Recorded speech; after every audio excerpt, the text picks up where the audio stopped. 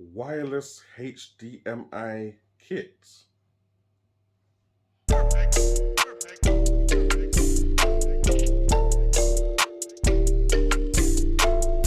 Hey, what's going on, people? Tech Jamo. If it's your first time on the channel, thanks for joining us. Make sure you hit that subscribe, like, and ding that notification bell if you like what you see. Now, let's get into this. A couple weeks back, I got shouted by this company called Skylarx. They were like, yo, we like your videos. We want you to look at our new product. I was like, cool, what's the product? What's it saying? They were like, you can use it to play games wirelessly on your TV. I was like, so it's a Chromecast then? They're like, nah. Deep this. There's no Wi-Fi needed, no software to deal with, up to 4K resolution, up to 120 frames per second, support for surround sound, and 0 latency for gaming. Then I was like, so it's a Chromecast on steroids.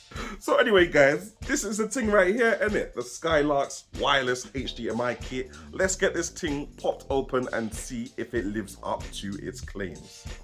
All right, so let's see what we get inside this box. Okay, here it goes. Less cables, less chaos. You heard it first with the tagline. You heard it first. How do we pop this now? Does this slide out? And oh, okay.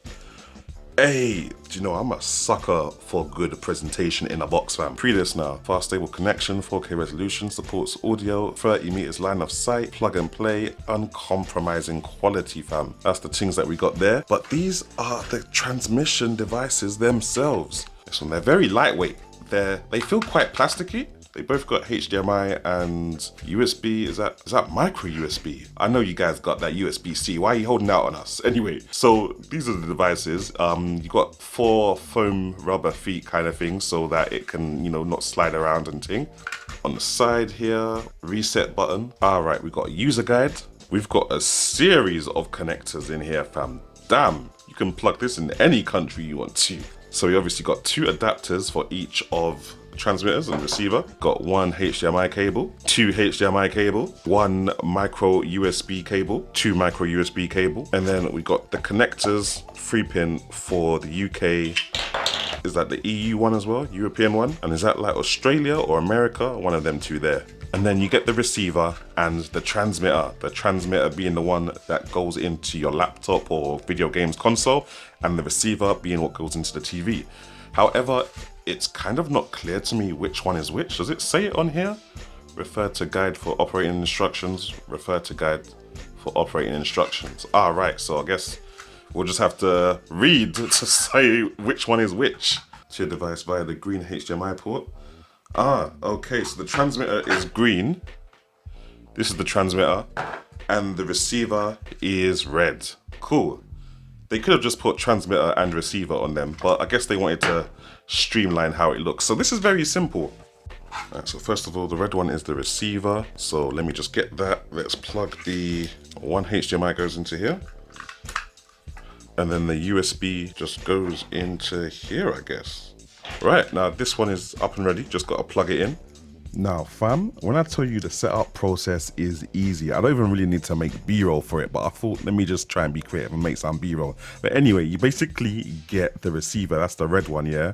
Plug in the HDMI, plug in the USB, and then you slap the HDMI into the back of your TV or monitor, and you slap the USB either into the power adapter that came with the device, or just slap it into any USB that happens to be in the back of the TV. Then you get the transmitter unit. Now that's the green device. Put the HDMI into that, put the USB same way, and then you slap the HDMI from the transmitter into your game console or your gaming PC or PlayStation, whatever you're trying to plug in and play. And then you get the USB, and you can also plug that into your PC or PlayStation if you have any ports available, or you can use the adapter that comes with it.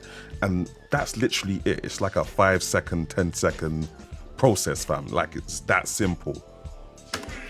Alright guys, let's try and play some Super Smash Bros, see how this feels on it. Obviously Super Smash Bros is a 60 frames per second game, so we're trying to just see how it looks. Funny enough, there's nowhere on the website where it says what the frame rate is of this thing, what it supports. Ooh.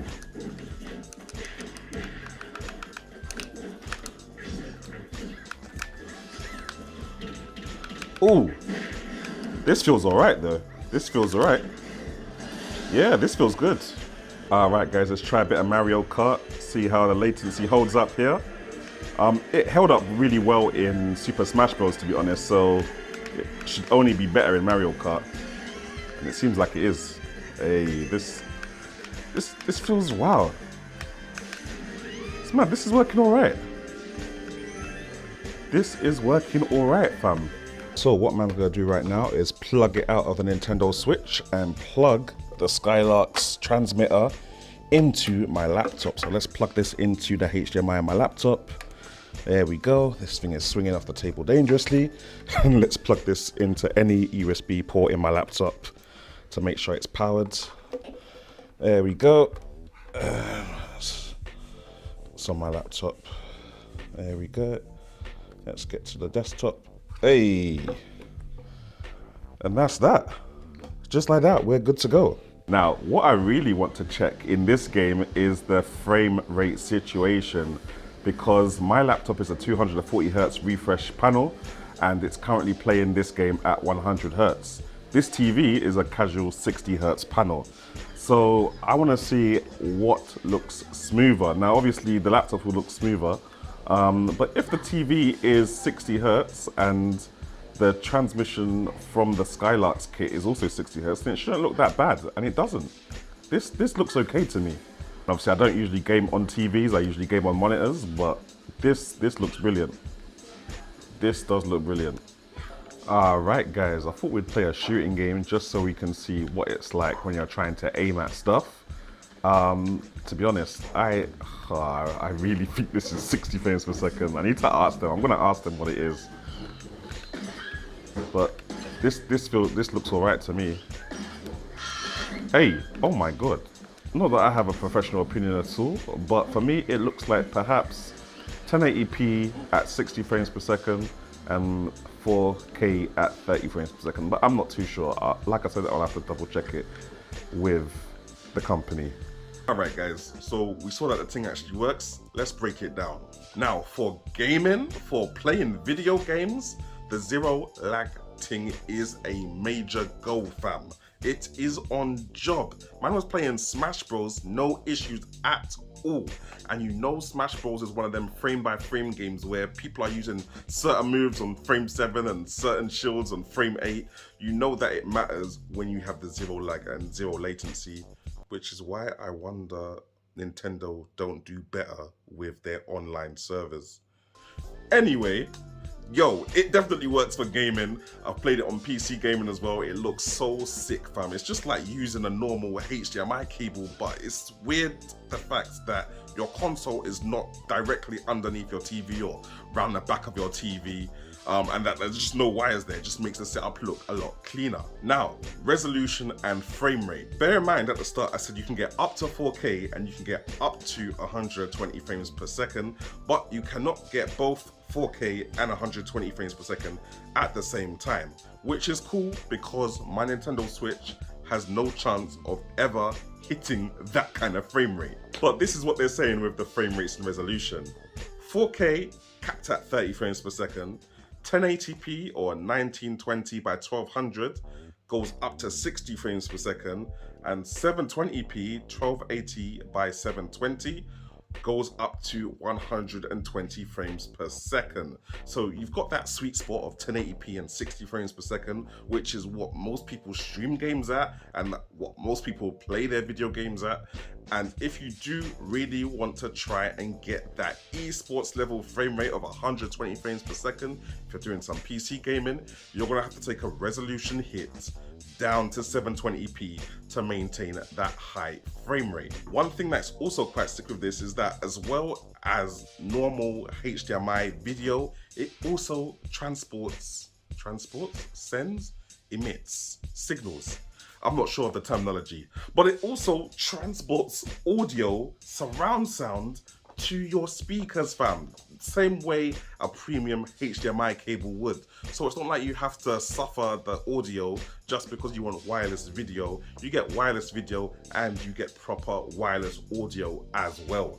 Now, in terms of things that they could do better next time, I would say they need to make the font bigger on the back of the products. Like, first time I looked at this when I was opening it and thing, I couldn't see where it said receiver.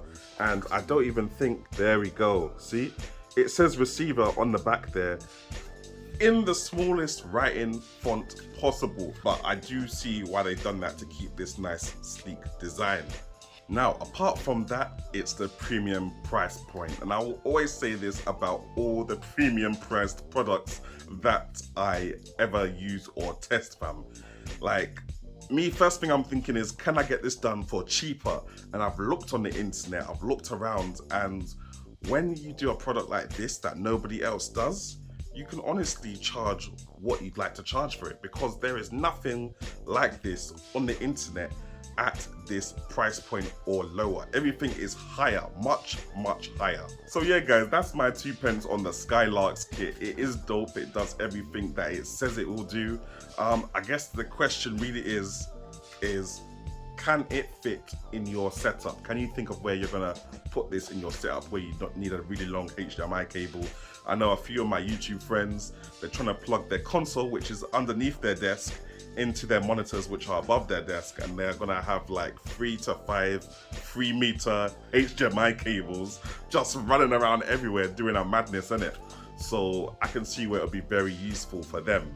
However, would it be useful for you? Let me know in the comment section below. Subscribe, like, and I will catch you guys in the next one.